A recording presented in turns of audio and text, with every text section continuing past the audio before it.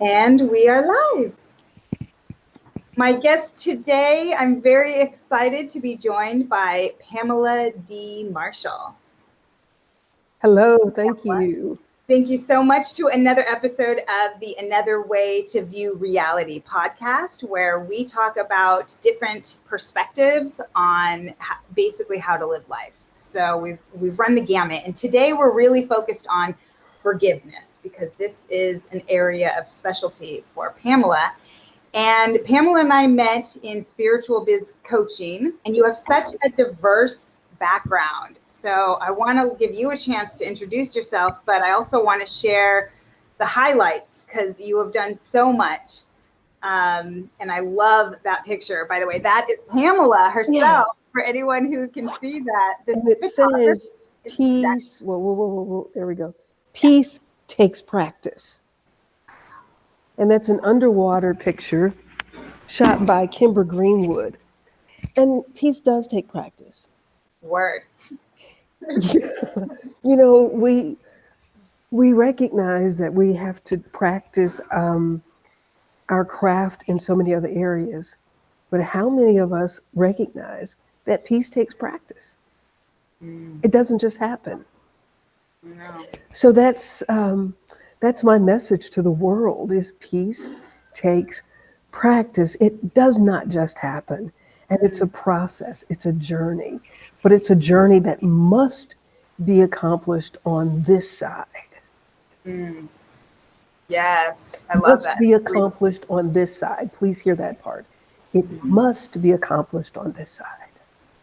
And that is part of our journey in this lifetime. And That is, and as far as I'm concerned, Emileena, that's our only assignment. Everything else falls under that umbrella. That's beautiful. I can handle that. That sounds manageable. Beautiful. I mean, this gold, we've already started here. There's something that always golden that comes out of your mouth. Miss Marshall, seriously, I love the way you speak and this gold that you have for us. So I want to introduce you as the peace ambassador, because that's exactly what you've already started to do. And so you, as your background, you started, well, I don't even know if you started there, but I know at age 18, you were a radio and television reporter. And you worked as a journalist, a public speaker. You've done a lot. You have this yoga to life coaching practice, this work that you've done through yoga about understanding the power of the mind through yoga, which is also really powerful and amazing. And you've also worked in public policy and administration, including being interviewed for a job as an under cabinet position in the Obama administration. I know. Phenomenal. I mean, talk about a peace ambassador. You are covering it on so many different levels. So please introduce yourself to us through the lens of forgiveness and through your journey to forgiveness. Well, first of all, thank you very much for inviting me. I really, really appreciate this opportunity to talk to you, whether we're on camera or not. I love our conversations, Emileena, and I think your viewers are enjoying what you're bringing to them as well. It's so special, and this another way, I think sometimes we get pigeonholed in so many things that others have crafted for us to do, and we're not open to the universe in bringing us another way. And I think that's why so many people are so miserable. They are so filled with anxiety, and depression is running rampant. Stress is a global epidemic. And I think a great part of that is because people don't understand how to find peace. And because it didn't happen just like this, they don't know what else to do. They don't understand there is another way. Yes, amen. Exactly. This is what I've been saying. Yes, thank you. I know that's what you've been saying. Yeah. That's why I'm saying it, because that's what you've been saying. From a peace ambassador, it means so much. Yes, thank you. I totally agree. And Emileena, this journey that I've been on, I'm approaching a big birthday coming up in July. Yeah. And I'm so thankful if, as they used to say in our little old country church, if it's the Lord willing and the creek doesn't rise, Lord willing, nothing happens. I'll be 60 years old in November. Not November, I'm sorry. Look, July. July 20th. What am I talking about? Oh my God. July Congratulations. 20th. And I know that in reality, Emileena, at 60 years old, I have lived longer than I'm going to live because I'm not going to be here another 60 years. I Interesting. may be here another 40, but I doubt that I'll be here another 60. And I'm okay with that. But along this journey that we're on, if you don't understand what your assignment is, it's hard to get there. And our assignment, there's a scripture that says, the only way that we can see God's face is in peace. In peace. And so until we find it here, then you don't have to wonder where eternity will be because we came here to get it right. Right. And you can get it right. It is not as complicated as you think. And at the core of that is understanding who you are in the position of forgiveness that you're entitled to. Because I guarantee you, if you find somebody who cannot forgive others, and if they would be honest, they would have a list this long of things that they haven't forgiven themselves for. Forgiveness starts with the self. And when you truly understand, embrace, and walk in the forgiveness that you're entitled to, everybody else is released. But if there's somebody that's not released, then that's because there's something in you that you have not healed for yourself. Emileena, I am in my 4th marriage. And there's been some horrible things that happened. But I didn't give up on marriage. I didn't give up on relationships. And because I do believe that this was orchestrated for my journey. Because when you're trying to conceive and your husband gets his secretary pregnant, that's pretty devastating. Yeah. And in those moments, though, how do you find forgiveness? Well, you may not in that moment. It's like, how do you find the pistol? That's what you're thinking, right? Yeah. I wasn't there at that point in my life. Right. And I want those who are listening, watching to know that it's understandable when you are faced with these kinds of challenges and you're not there.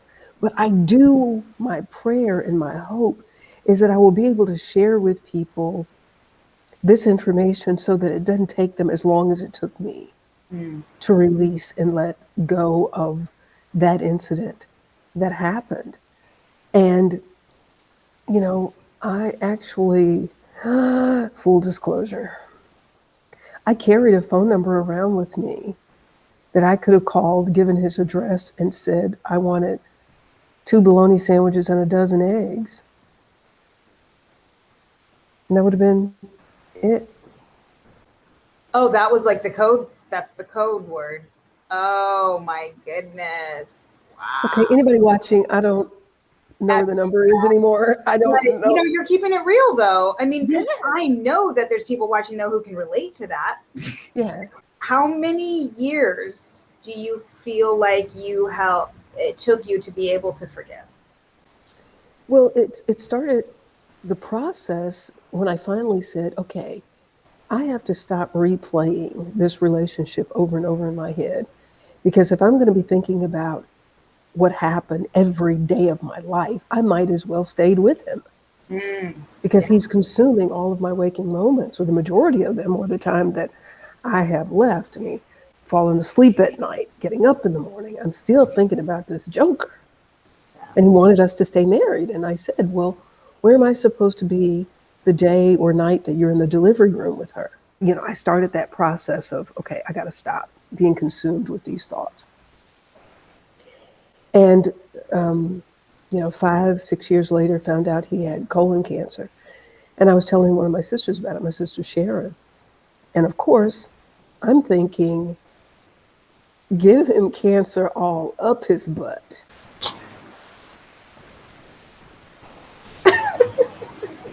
I mean, okay. Yeah, that's honest. But keep watching. Don't quit watching. Yeah. Just, yeah. Go on. And my sister Sharon said to me, as a Christian, you're supposed to pray for his healing. And I thought she needed some healing.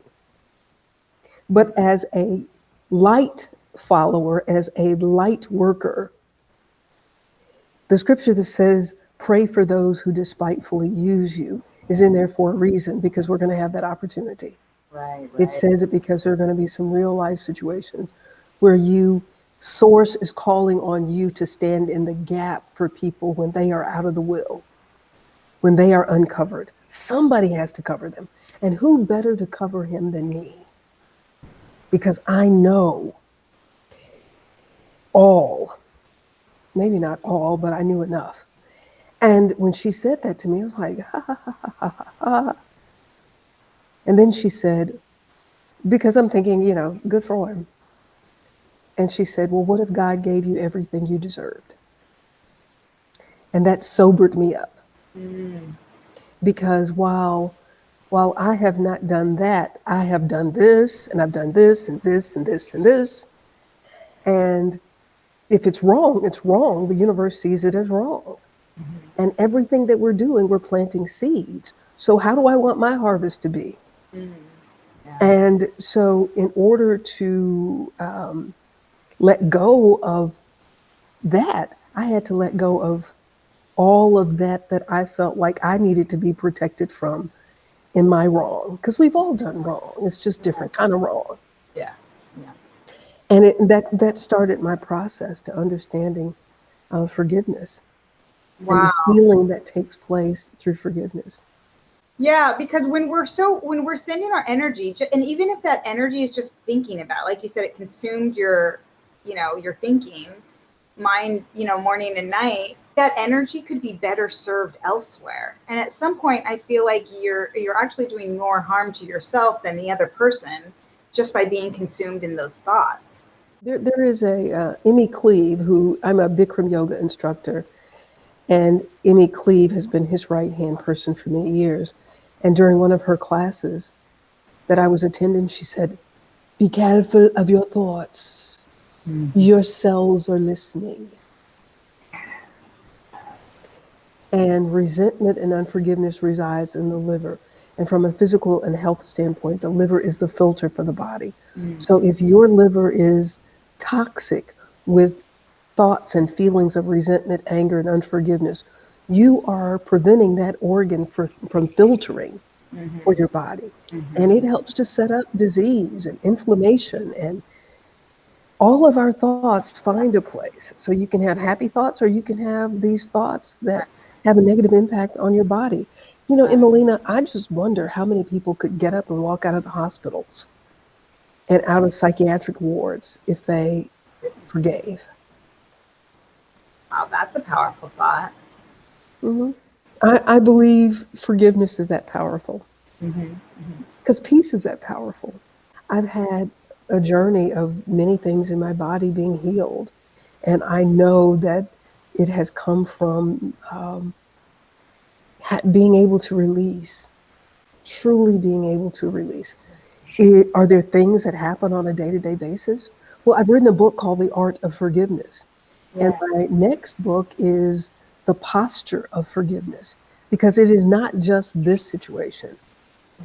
There's going to be another one and another one and another. You have pop quizzes, you have big exams, but we get tested in this university of life. And just as if you're attending Yale, Harvard, or the community college, if you fail the class, you have to take it over. We want to keep taking the class over and over again is the question.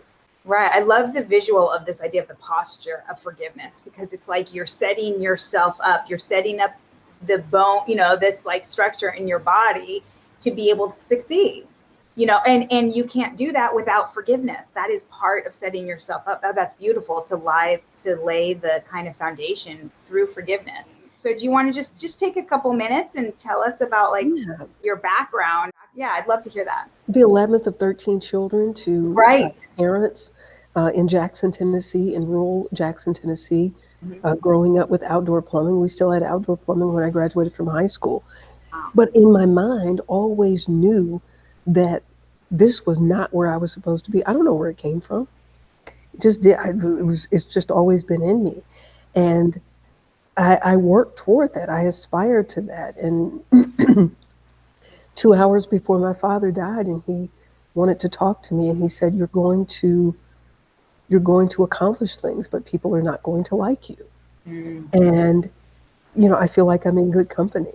Look at all of the people who have done things, and I humbly say that because I think that was said to me, um, just as Laura said to me, people are going to have their opinions, but who am I paying attention to? As that scripture said, where Mm. is my peace? Mm. Mhm. Mhm. And so, yeah, that's been the. I'm so thankful for that very humble beginning, because I have a great deal of appreciation for central heating and air and toilet paper and a commode that you Wow. flush. I have a great deal of appreciation for that. Yet, as a writer, being told early on in my writing career that I should write so that if the maid is eavesdropping, she will understand, yet not to insult the intelligence of the aristocrats. And so I want to live my life in the same way that I was taught to write. I want to embrace everybody. But if I get called on to be with the President of the United States or the King of the Congo, then I'm prepared for that as well. Mm. So share with us, if you don't mind, some of the impacts that you've had that in your life, the power of forgiveness. And one of them that I can think of right off the bat was you talked about, actually, this was through yoga. Yoga kind of taught you the power of the mind. And you said that was around the time that you were interacting with the Obama administration. So how did that all come to fruition for you? How did you see it manifested? Yeah. It's interesting, Emileena, that we talk about this vessel and women being the weaker vessel. However, the mind is the most powerful tool that we have. Mm. And just as an FYI, the uterus is the strongest muscle that the human has. So I don't know who came up with that idea. That's another show. Yeah, Women being the weaker that is vessel. true. Yeah, we could have a whole episode on that. Right, right. Which I Because would we have the love to. cellular authority to create life. Yes. And if that assignment was given to the weaker vessel, then that just doesn't make sense. But anyway, so this mind is very powerful. And Michelle and President Obama are around my age. As a matter of fact, the president and I are the same age, and Michelle is a year younger, I think. So I was watching them, and I had gone through Bikram yoga. I'd been in San Diego for that teacher training, and just really having a great appreciation for what the word yoga means. It is the marriage of the mind, the body, and the spirit. I think people think about yoga as being in these postures that look like, you know, you could never be able to get in, and you only can do it if you're in Barnum and Bailey Circus. But that's not all that yoga is. If you don't have, if you've not gotten control of your mind, it does not matter what your body looks like.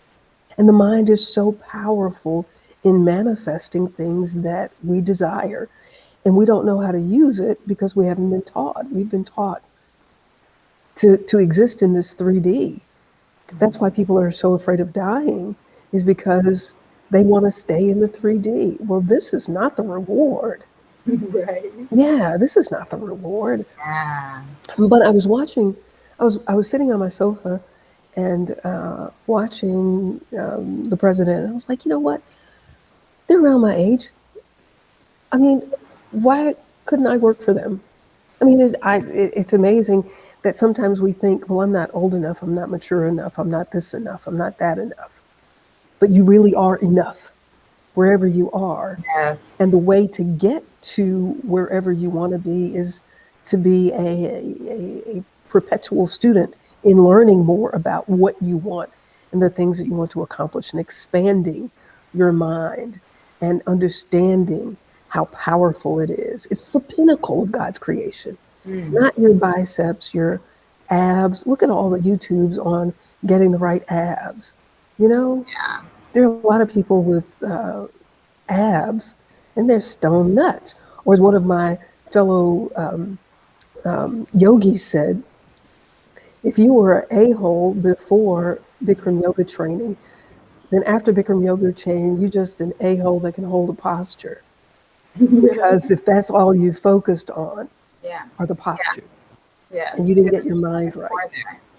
Yeah, and that is the value, I think, of working on that, because there's so much. Sometimes I think people will keep pushing their bodies to be a certain ideal, mainly because they love the work, because it is like a meditation And there's almost. nothing wrong with that. You just have to Yeah. have a balance. Yes, And exactly. when you say there is a marriage of the mind, the body, and the spirit, that's what needs to happen. There needs to be that marriage. It all comes together as one. It's when you stand at the altar and you say that we are coming together as one. And so they have to operate in unison. And there's a Chinese proverb that says, when the soul is disturbed, the body is injured. If your mind is not right, you have an affliction in your body somewhere, I guarantee you. I remember going to a holistic doctor, and I'll get back to President Obama in just a minute, but I had a knot that came in the back of my leg, back of my calf. I played tennis, and this knot, which turned out to be, I self-diagnosed it as a Baker's cyst. But he asked me an interesting question. He said, what was going on in your life when that appeared? I was like, what? He said, what was happening in your life when that appeared? I don't know. I was going through a divorce, going through the separation in my third divorce. And that energy, that's where it went. Yeah. And the lack of blood flow to the area that caused the inflammation, because it's going to find a place. So because I may have done a little something on the tennis court that weakened that area, then that energy, I believe, went to that space and set up shop. And so that was the first time that I ever heard anybody talk about my physical body based on my emotional trauma. And, you know, as I understood forgiveness and releasing, that's how the book came about. I went to bed one night thinking, God, who have I not forgiven? What have I not released? And what is that standing in the way of me accomplishing? Because I have not forgiven. There has to be a flow. And just like you can put a kink in the water hose, when we have emotional kinks, it prevents the flow for our entire being, for our journey. So I was watching television and made that comment about being able to work with the Obamas. And I don't know how many, I don't know, a couple weeks later, days, I don't know. I don't even remember because it was just a thought and just thinking, man, I could be doing better. And I had a good job at the time. I was the executive director of the Memphis Area Association of Governments. It was an economic development agency, or it is, with counties in Tennessee, Mississippi, and Arkansas. And so I came in my office one day, it was on a Friday, and I had a phone call from somebody that said that they were from White House personnel. And they were wondering what position would I like with the Obama administration. And I said, stop playing, who is this? She said it again. I said, look, it's time to go home. I don't have time for this. She said, no, your name has been given to us as a potential candidate for the Obama administration. And I just would like to know what position you would be interested in. Undersecretary of USDA Rural Development is what we've been looking at you for. Okay. And that's what I got interviewed for. And I said, hold on one second. So I put the phone down and I went, You got to get it out. That energy, right? You got to get that energy out first. Yeah. ah, Yeah, right. mm. Oh my God, what a shock. You had no time to prepare. And then did she interview you on the spot or? No, I flew to DC. Wow. Oh my Included, I had to get White House clearance, met with 7 different groups of people in the West Wing. And I will tell you, I had been the chief of staff for the mayor of Shelby County, and it worked 7 days a week. My son was in his final year of high school and trying to get him ready for college. And as I was walking those marble hallways and my heels clicking, and I really feel like I manifested myself out of it as well. I was like, okay, God, I'm really impressed that I got this interview, but I don't know that my life can do this right now.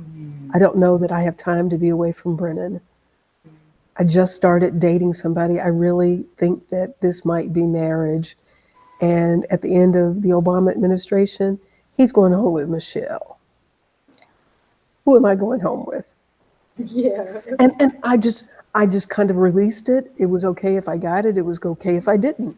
Right. But to be able to say that you were interviewed for a position with the President of the United States is, I'm honored to be able to say it. That is the power of thought and saying it out loud and Yeah. manifesting. That's really incredible. You must have been in a place in your life where you felt very secure, very forgiving, because you'd already done that work. When I feel like when energy goes to work that fast, you must have been in alignment. Yeah, I think the timing needed to happen when it happened, when he ran the first time. I was working for the Tennessee Department of Transportation. I went to my boss and asked, could I take leave because he was going to be the first African American president. She said, well, we can't give you time off. You would just have to resign. I had interviewed Oprah Winfrey's father, and I called him and I said, can you put me in touch with Oprah because I want to go to work for the administration. I want to go to work for the campaign. Oh, okay. Because he hadn't won yet. I said, I want to go to work for the campaign because, see, when he won Iowa, I was like, I lived in Iowa. It's white people voting for this man. He won Iowa, but I had people discourage me.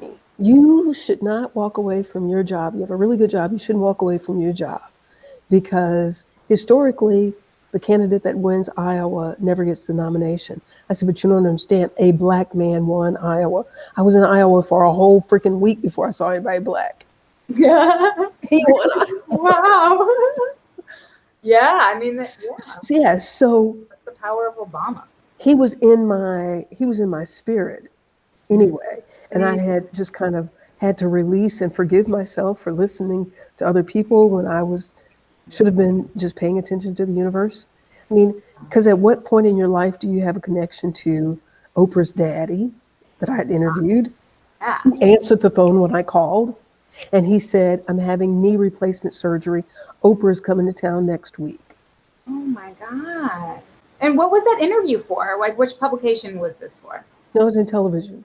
That was when you were in television at the time. Okay. And he was speaking at an event, and I was sent to cover him speaking. And so it was so funny because he said, Oprah said, Daddy, what you gonna talk about? And I said, they just want me to come because I'm your daddy.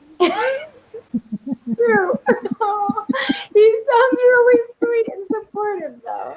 Yeah. This journey is not as complicated as we have made it out to be. And the work is all encompassing in 2 of my very favorite scriptures. One is, as a man thinketh, so is he. The other one, Psalms 119 and verse 165, great peace have they which love thy law, and nothing shall offend them. And thy law, define thy law for us. Well, the laws and precepts and commandments of the universe, that is the likeness, being in the place of what the universe created you to be, what source created you to be. I'm not talking about, stopping at the traffic light, which you should. Right. Mm-hmm. But who do you belong to? Mm-hmm. Understanding that great peace have they who love what I've said for you to be. Who can offend you? Nothing.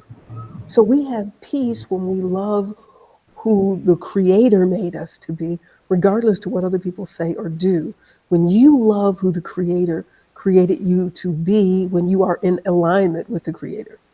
Yes, exactly. And that is about your personal relationship with Right. the Creator as well. I think that's really important, because I think that's where people start to skew words in the Bible when they see things like law, that definition of law, but I think my takeaway is that it is about your personal relationship, and my personal relationship with the Creator might not be the same as somebody else's, but when you are aligned and living by it and trusting it in yourself, then it doesn't matter what they're doing over there. Right? Because you are. No, because my homeless lady that I interviewed, Laura, who lives in Gainesville, Florida, the winter months, and then she goes to the Carolinas in the summer because she says it's too hot here. I told her, I said, and she lives outside. She says the sky is her roof. She said, I'm just doing what they did back in the olden days. Right. And I said, Laura, but there are people who would think that there's a little something wrong with you. And what she said to me, Emileena, was so powerful. Here's somebody with all that she owns in a little satchel on her bicycle. Mm. And she said to me, oh, they're entitled to their opinion. Mm. Can we just let people have their opinions? Yes, And stop trying to own it, stop wearing it, stop carrying it? Because that is your opinion based on your perspective. And when you carry that, as you say, you are, it's toxic to your own body. Mm-hmm. As we've already kind of. Yeah. What are you wearing? What are you wearing? Is the question that you have to look in the mirror every morning. Yes. And say, does it make sense that I call up Emileena and say, Emileena, how do you want me to feel today? I know. But if Emileena is driving her car and she cuts you off in traffic and you get upset, you have essentially said, Emileena, how do you want me to feel today? Because you don't have to get upset about that. That's your choice. If the person that you're in the relationship with has toxic behavior, you don't have to get upset about it. That's your choice. You can see their behavior and go, you know what? I'm going to let you have that. And it may mean that I exit because I'm going to respect you and your feelings enough to let you have them. And it may mean that I'm not a part of your space, but I'm going to be that respectful of you and the place where you are. Because there's a lot of hurting people out there. That's why that's why they're so efficient at hurting. Yeah, because hurt people. Yeah. I just saw this amazing interview with Will Smith, the daughter of Will Smith and Jada Pinkett Smith, interviewing Paris Jackson, Michael Jackson's daughter. And it was on the Red Table Talk series. I don't know if you're familiar with it, but I love it. It's really amazing. Anyways, it was a very powerful interview. And what Paris said, she's been through so much. That poor child, she's so young. And she's learning forgiveness, and she's kind of stepping into it. It's really powerful. I'll have to send it to you. Please do. Yeah, especially because she's young and she's speaking for her generation, and she's so honest and she's so raw. And anyways, one of the things she says, though, is that one of her mantras is that expectations lead to resentment. And I think this is part of this holding on to other people's truths, or holding on to what you expect them or want from them, it just leads to resentment. Ivana Van Sant said to love without expectations. That's what hurts us, is when we have expectations of how we want people to act. Because I love you. How could you do that to me? I love you with all my heart. Yeah, but it's still an expectation. Exactly. And you should have it. Yeah, exactly. It's just, it leads to resentment. You're also, by the way, giving the control over to somebody else, giving your control over to somebody else. If you're going to allow yourself to get so upset and, when it doesn't go according to what you expected it to go to, then you've like given your power away. And let me just say that I am not belittling anything that people might feel. And my eyes looking up was more for me than for anybody else, because I've had a journey of being hurt and disappointed whether it was from coworkers to spouses to siblings to my child. And the place that I had to get to with my child, Brennan, was what could Brennan do for me at 2 months old when we came together? He couldn't do anything except cry, poop, and sleep. Right. And I loved him. And I did everything I could for him. And I expected nothing because he couldn't give anything. Right. Right. And how do I keep loving him in that same manner? Because guess what? That's how the Creator loves us. Even though there is an expectation, even when we're not doing what we're supposed to be doing, the Creator still loves us. Yes. Yes. With our little raggedy selves. You are always right where you need to be, whether it is a healthy place or not. And ideally, if it's not a healthy place, you're working to get out of that place, but you cannot be someplace that you're not meant to be.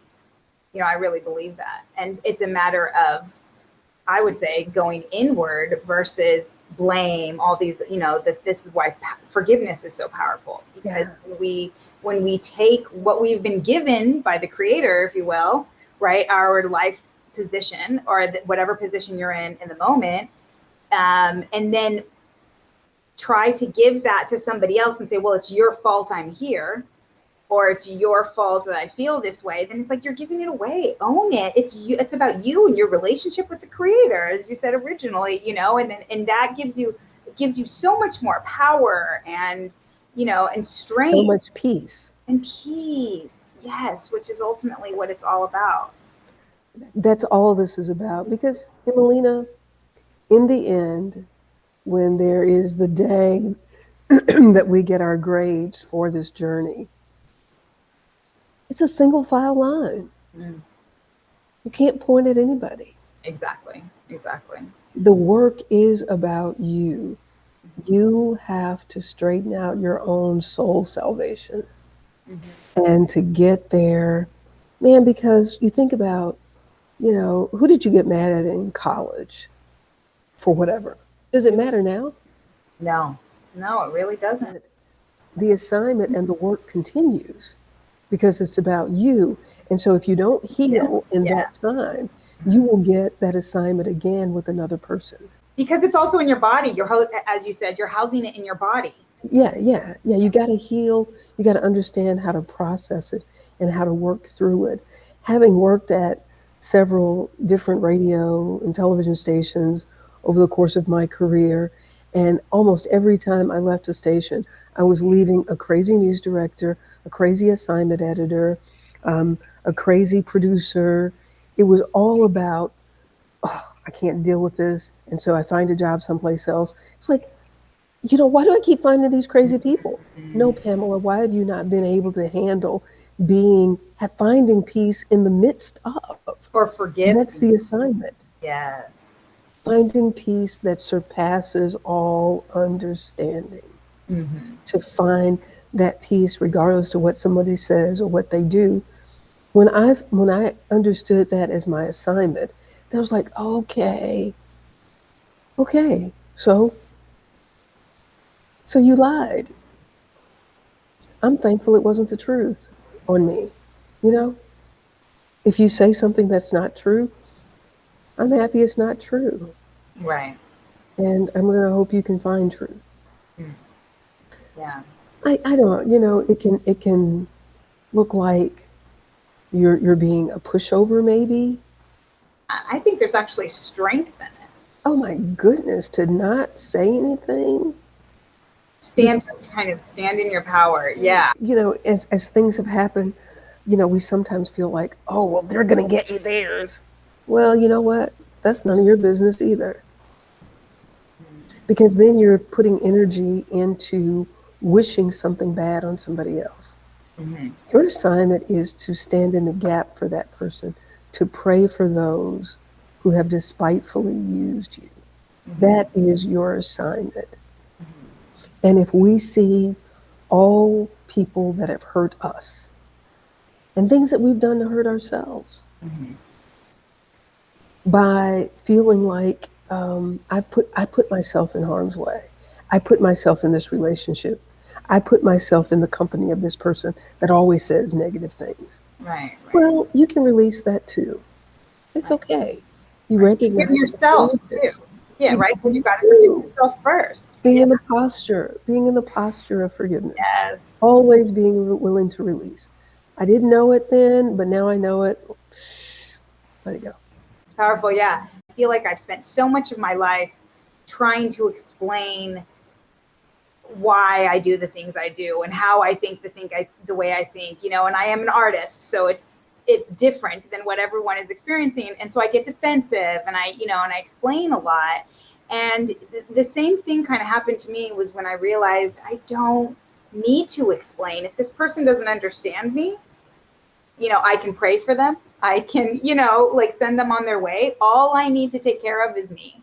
And nobody can take away that my power, me. I know me. I've done the work to understand, and sometimes I have trouble articulating it, but I feel like it is much more peaceful to me to just know that there's a misunderstanding. That's why I think there is power in silence. There's peace in silence. Oh my gosh. And a lot of times what I notice too is that if you can stay quiet in in a moment that when you're in, sometimes the other person will start to hear themselves. It's like the mirror effect.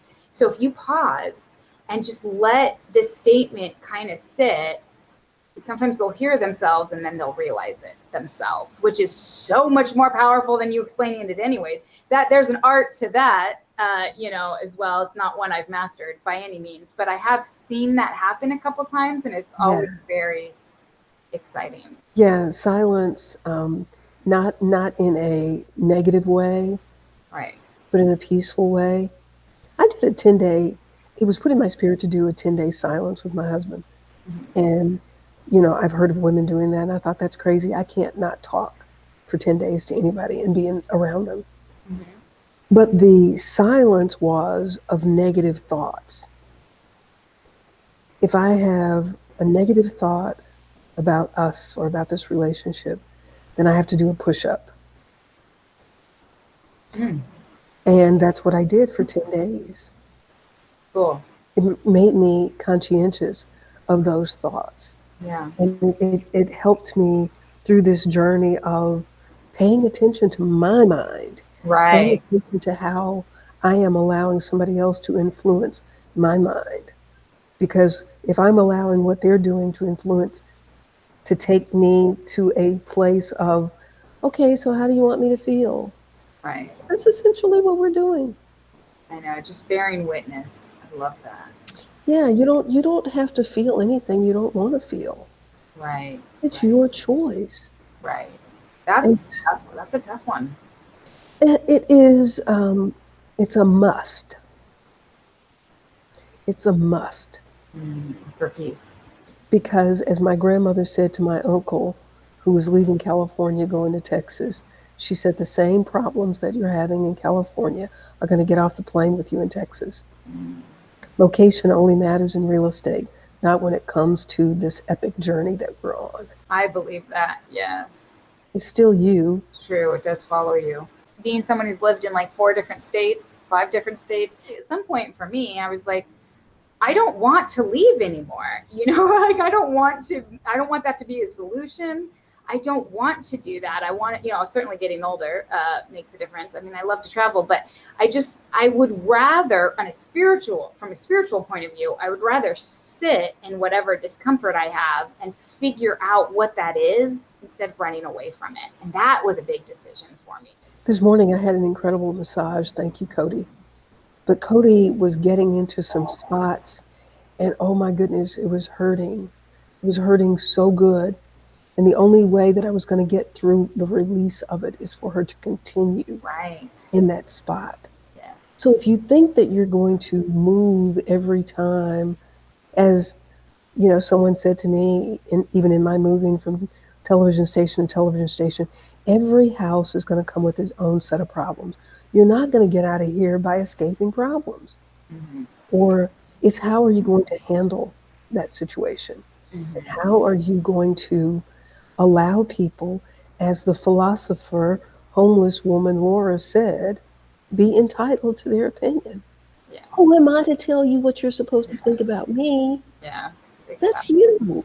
Exactly. But what I do own is I am not going to accept anything negative for somebody who didn't even make themselves. You Mhm. didn't create you. How do you know who you are? Well, that's the thing. Yeah, I mean, there's the projection there that I think people get stuck in. They take it on as it's their own and don't realize that it's actually a projection. This is where I found my power and my strength is, feeling like I always had to defend myself or whatever. And then I realized, oh, actually, what you are seeing, the misunderstanding is because you're projecting onto me. You're projecting on, that's not me. You're not even seeing, that's not me.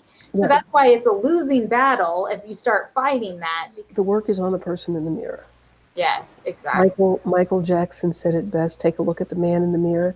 And when it comes to forgiveness, I think as African Americans in this country, we have done some incredible amount of forgiveness for all that has happened to the enslaved African to today, that we have more African Americans incarcerated or on parole than we had in slavery in 1850. Yeah.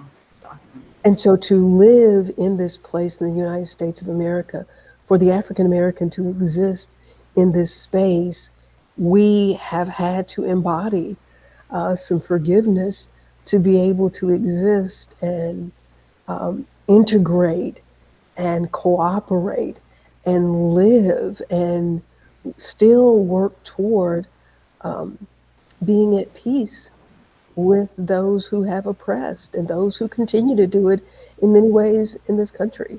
So it's a powerful message for everybody, but it's in particularly a message that I think that the African American can be the poster child for forgiveness. Yeah, I believe A lot. I agree, and it's so powerful.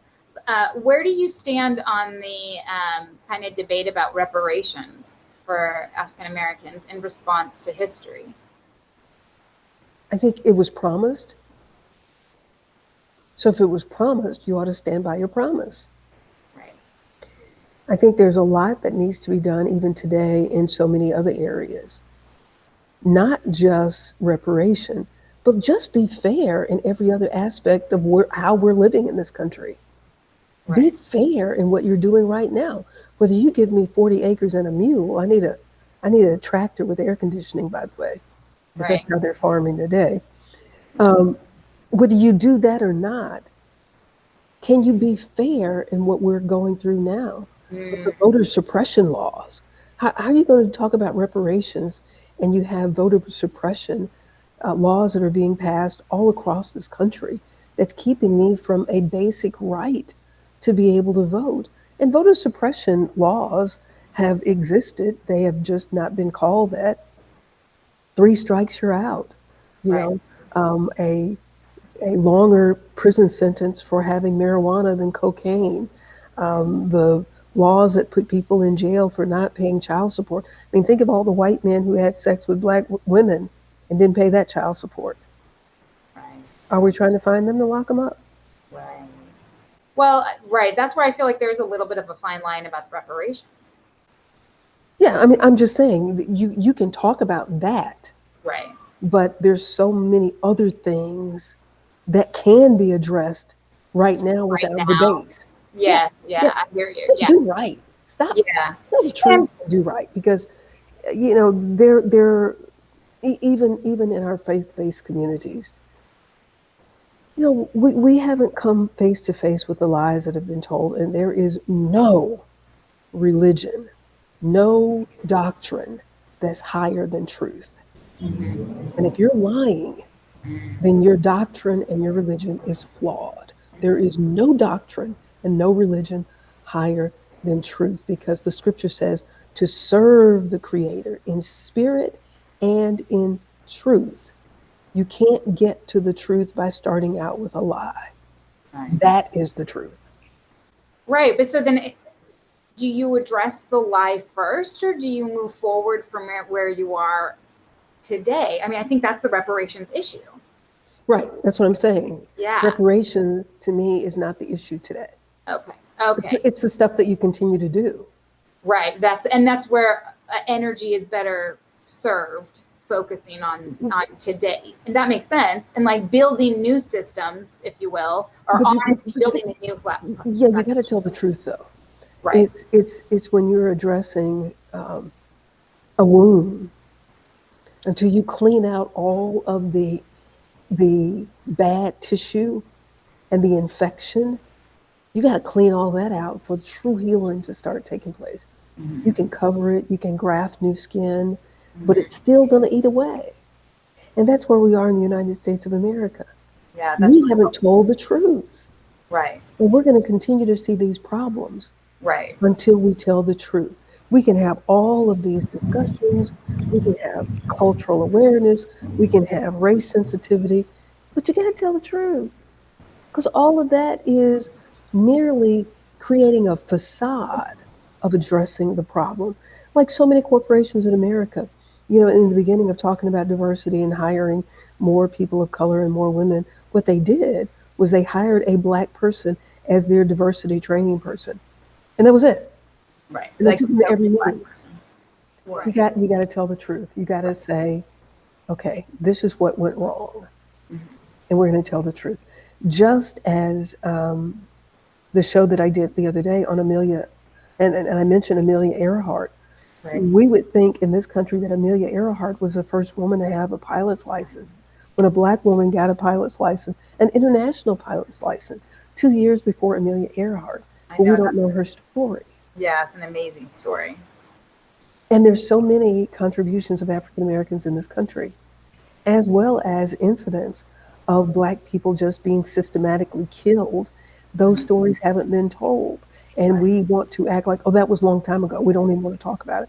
Okay, well, you don't want to talk about it. Things are not going to get better. I'm sorry, I don't make the laws. It's a law of the universe. If you plant corn, you cannot get watermelons. Mm-hmm. I also wanted to kind of bring up another potential contradiction and hear your take on it. This idea, because we were talking earlier about, you know, standing in your power as far as silence goes and knowing when not to like pick a fight. But then you've got these issues we're talking about where arguably you need to stand up and speak. Your voice in some ways can be that's where it starts. Like you're saying, like, let's talk about this. Let's bring this out into the open. All of these stories that have been swept under the rug, it takes the talking. Where's that balance? Well, I think truth is just truth. Mm-hmm. And whatever truth is where you have to start. That is the balance. Truth. Mm-hmm. Because I don't have a fight. I'm just going to say what's true. Mm. I don't have an argument. I'm just going to say what's true. That's beautiful. Yeah. I don't have a fight. Right. Because the truth stands on its own. Right. And that is standing in your power, that to bring full circle. Yes, I feel you on that. Yeah, just the truth. And if we really want to heal, if that is really the aim of this country that represents only 4.2% of the global population, and we're harnessing all of this negative energy that we are incarcerating 25% of the world's population that's incarcerated, they're in the United States of America. How is that possible and why? Why have we looked to caging people as a solution? And we all know the answer is it's very profitable to get to a place where we can truly heal. We have to stop being offended by those who tell the truth. Have you ever been talking to somebody and you have pointed out something that you feel like was wrong, and then it becomes, oh, you're crazy? I'm a woman, of course. Yeah. I'm always crazy. Yeah, hysterical, right? Yeah. Exactly. I was in a conversation with a white lady and she was telling me something that had happened, and she was just so offended that somebody called her a racist. And I said, well, do you understand that it's racist that you don't want anybody to point out you're wrong? Mm-hmm. That you have such a superior attitude about your thoughts and your beliefs that nobody can call you on it. And to me, he called me a racist. Well, are you? If you're getting upset about it, If that's you, something worth looking at. right. And the fact that that has been used to almost shame people in saying that somebody is racist, because you then get accused, you called me a racist. Okay, well, if you're not a racist, then chill. Right. Don't Yeah. worry about it. Yeah. Yeah. And she got very upset with me that I pointed out that it is a superiority attitude to think that in the United States of America, with all of the things that have happened between these two groups of people, that it is just highly likely that your emotional DNA is carrying something that happened under a tree, carrying the emotions of those people who watched a human hanging from a tree, who's being tarred, feathered, and burned. Because there are people who took pictures with that and that was okay with them. Yeah. So it's possible Right. that the DNA of that emotion is still in you, that you feel like you're better than I am because of my skin tone. And that's racist. Right. I mean, it's clearly racist. Right. And so the fact that Black people have been made to feel like, oh, we shouldn't say that because people will get upset if we call them a racist. It's just stopping progress, stopping evolution. It's stopping. It's stopping progress is what is the truth. It's stopping. It's stopping the healing. Right.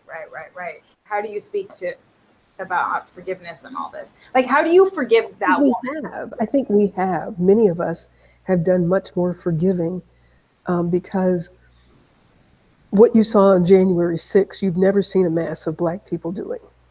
Right. You've never seen that. Right. Oh, I know. And if Black people had not been forgiving and were not forgiving, then Black people could have staged that kind of protest long time ago on a lot of establishments. I see. And Black people have never exhibited that kind of behavior. Right. And to hear one legislator call it, they were just tourists. So we have been very forgiving. Do we have some feelings? I can't speak for everybody. And I wouldn't dare try to. But I do know for me, my goal is to be at peace and recognize that I live in this fallen world. There's another scripture that my daddy used to quote, surely as a man is born, he's born into trouble, as surely as sparks fly up. Yeah. What the trouble looks like, we don't get to determine, we don't get to dictate what that trouble looks like.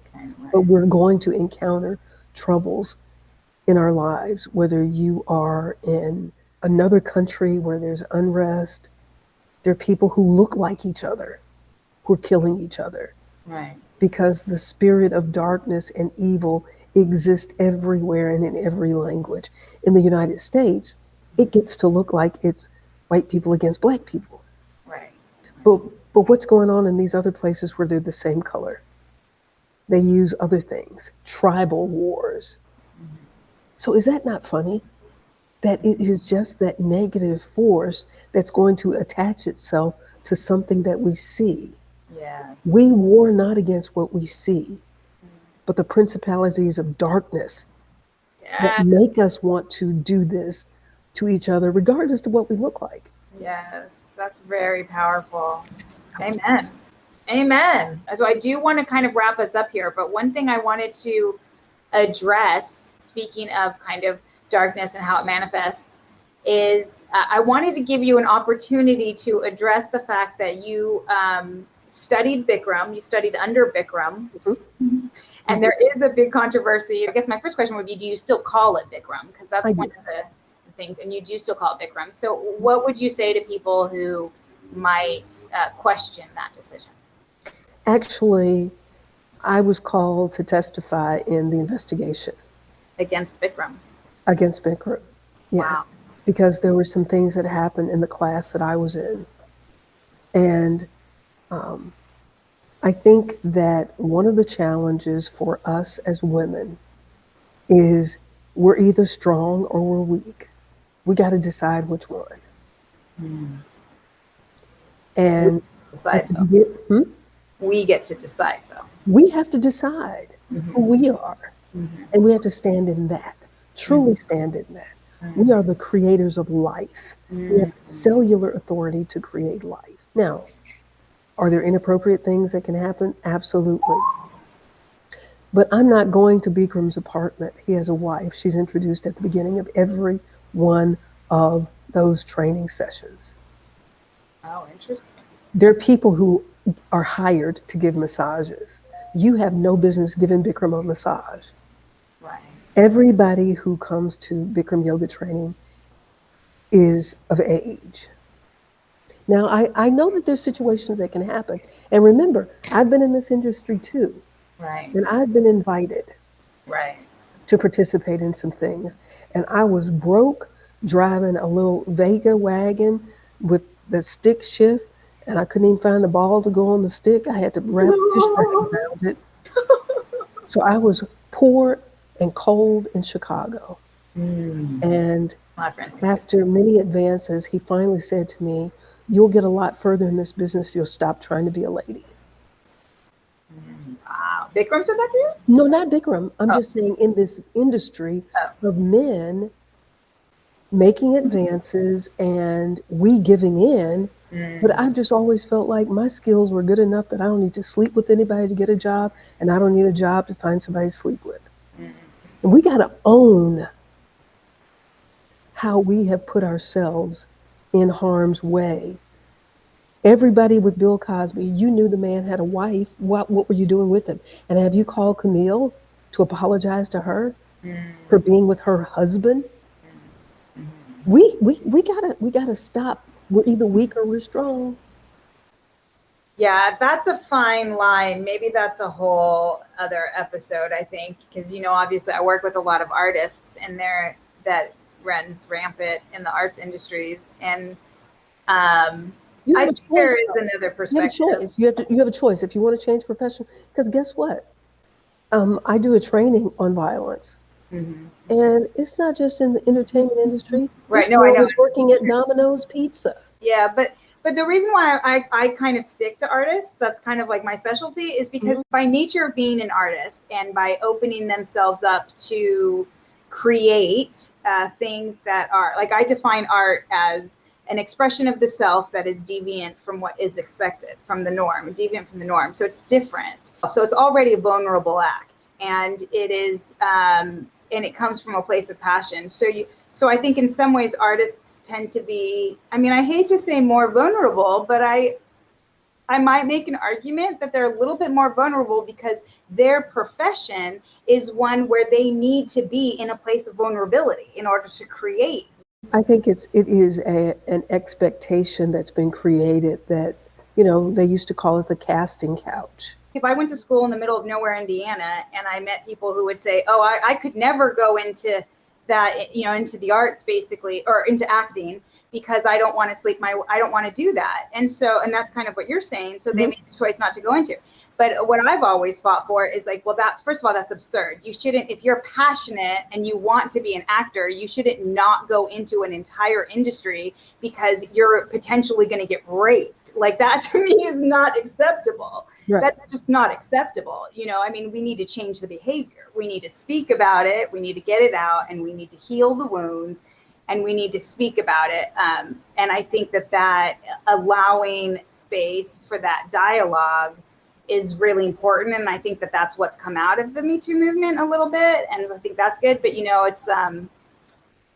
it's just so much bigger, I think, than this conversation anyways. It's just a much bigger rampant problem. And it also manifests itself not just in sexual ways, but, it's just manipulation and exploitation. And to me, that's what that conversation is.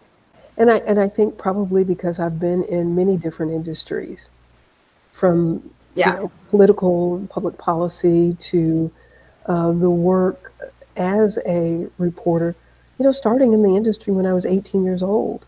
I was a kid. Right. And going to Chicago from the 187th market to the number 3 market in the nation, looking for a job without a college degree, and had plenty of opportunities. And I'm very pleased to be able to tell that story. Yeah. That this station manager said to me, "You'll get a lot further in this business if you stop trying to act like a lady."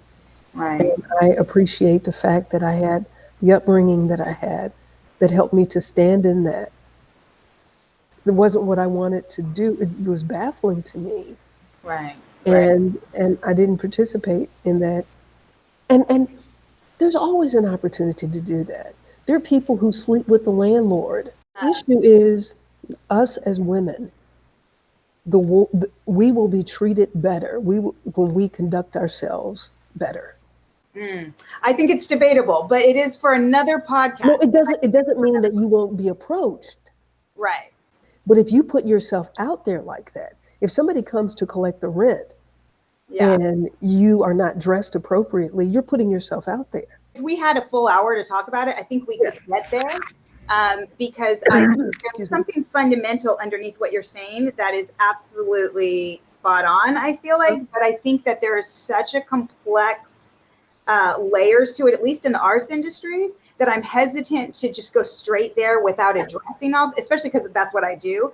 So, but I mean, at the end of the day, I think we are actually getting to the same place. It's too long for this podcast. And I'm just saying it happens across the board.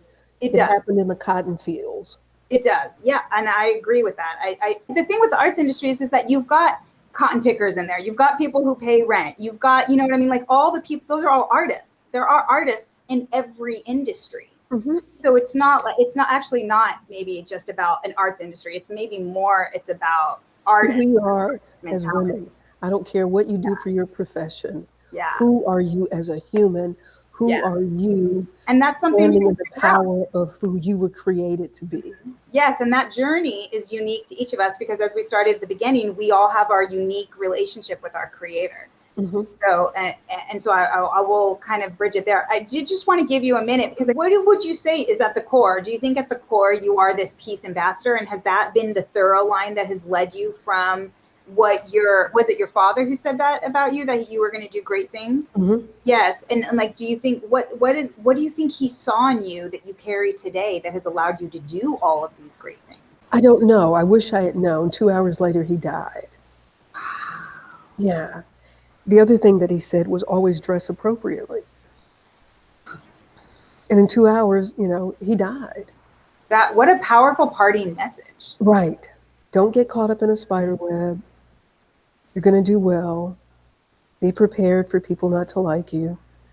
And, always dress appropriately. And that's why I think I stand so firmly in what I say about us as these vessels, this vessel with this authority, that we have relinquished our power by giving in to these acts and then not owning it.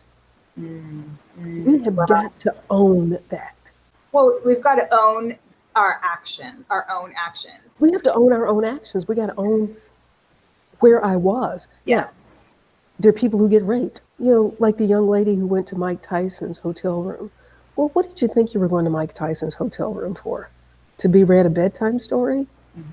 Well, and it starts with a place of forgiveness, like you're saying, to tie it back into forgiveness. And sometimes you have to forgive yourself for acts that you have, but I think part of the healing process and part of getting back to peace is owning it, owning your act, which is so hard and scary for a lot of people. And I think that's probably more what I feel like you're addressing as far as like the Me Too movement goes is, is being able to own and forgive and move forward from a place of power as opposed or strength versus weakness. Right.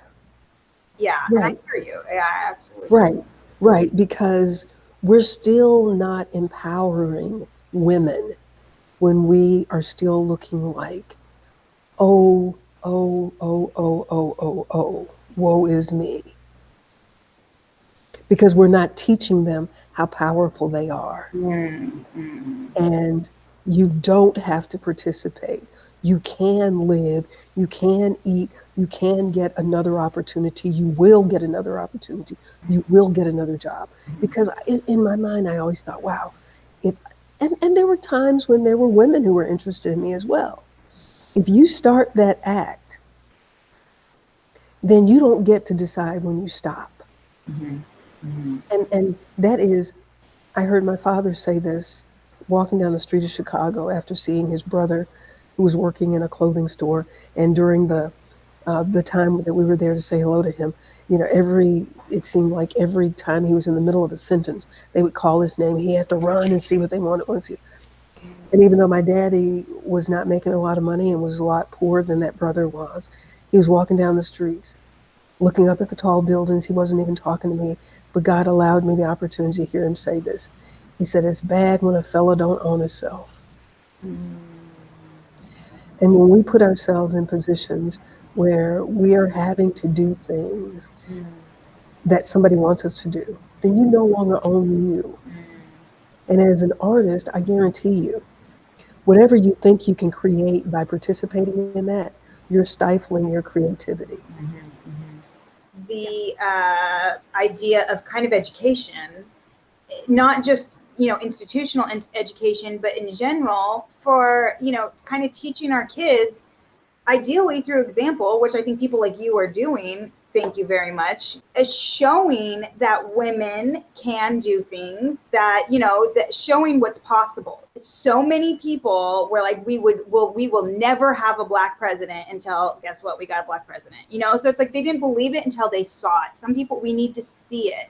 And and it's encouraging to me to see a woman, especially a Black woman, I will say, who has gone through politics. You've done media, you've done yoga, you have such a diverse kind of career, and you feel very like you're standing in a place of power. I can feel that when you speak, I listen. And it's because it is coming from this kind of deep-seated ownership of who you are, and I think that is what we need to see more of, because I think that will heal these women who grow up not knowing that that's an option. Yeah, because it's not just Hollywood, it's in church too. Because there are many people standing in the pulpit who've laid hands on the wrong place.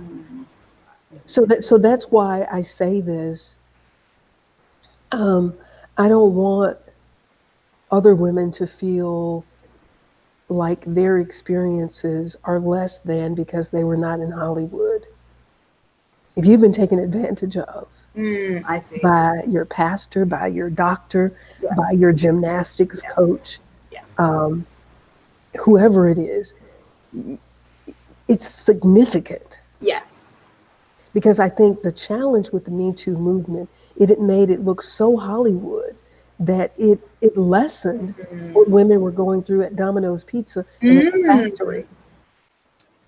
Oh, that's an interesting perspective. I hadn't really thought of it from that point of view. Yeah. And that's why this is called Another Way. I appreciate and hear that perspective. I could see that. And that kind of breaks my heart a little bit, because it kind of undoes the whole point. Of what? I think that was the point of the Me Too movement. Was what? Was to be inclusive. But of course, even the feminist movement, the women's movement ended up being, even though they said they were for all women, they weren't for all women necessarily. Right. So, this happens so often, and it breaks my heart, because I think the whole point of the Me Too was for any woman, including the woman at Domino's. And so if there are women who felt like they were left out because it was just a Hollywood issue or whatever, that makes me really sad, because that was... Well, would the woman at Domino's Pizza get media coverage? Well, that's also a whole nother issue about media, which we could probably talk about, because you have that, you have the background. But oh my gosh, we've definitely gone long. Okay. I really appreciate the dialogue. I think it's important. Well, you're good at bringing it out. Thank you for the opportunity. Yes. Well, and it starts from a place of just respecting, listening, hearing, and being open to another way. So any final words? I really want people to understand how important this process is of practicing peace, one moment at a time. It must be practiced in every moment. And it must come from a place of looking in the mirror, not looking at other people. Your peace belongs to you. Guarded, do it. And I was going to say earlier, when you're walking away, when you need to, there's a situation that you need to walk away from, walk away in peace and love. Don't pat your butt, okay? Yes. Yes. You want to tell us, plug your podcast real quick? Sure, sure. So on Mondays we have a show called Sisters of Wellness, and the goal is for women to come together and be able to talk and to share the things that they have learned. And it's based on the scripture in Titus that says older women are to teach younger women, and I want to help facilitate that. Then on Thursdays, I do a show called the Timbuktu Report. And the Timbuktu Report is addressing history that was not in our books from this place in Africa called Timbuktu, which is the place of the first library found in civilization. That's on Thursdays at 7. At the Wellness Network and At the Wellness Radio TV is the work that I'm doing. And I started a nonprofit program called Yoga is for Me Too. I teach yoga to children in the inner city. And as a matter of fact, next Tuesday, I'm a part of a tennis camp. I'm going to be teaching yoga to these students there. And I just love breathing. Thank you again, Pamela, for joining us. And I will see you later. You. Yeah.